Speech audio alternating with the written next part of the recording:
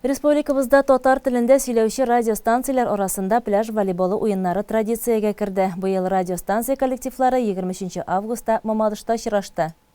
Узган чаршамбыда Мамадыш шәһәрендә татар телендә сөйләүче радиостанциялар арасында пляж волейболы ярышлары булып узды. Ул быел 9-нчы тапкыр үткәрелде. Уенның төп кагыйдәләре буенча кайсы команда җиңү яулый, алдагы елда шул як кунакларны кабул итә. Узган ел Нократ дулкыннары телерадио компаниясе җиңү яулаган иде.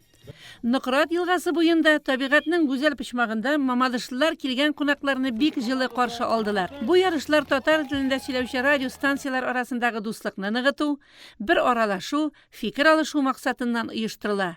Волейбол уены ул командалар арасын тагын да якынайта. Ярыш булгач, әлбәттә, җиңүчеләре дә була. Быел беренче урынны Россия 24, Татарстан телерадио тапшулар каналы алды. Нәкъ менә алар 2нче елга командаларны Казан шәһәрендә кабул итәчәк.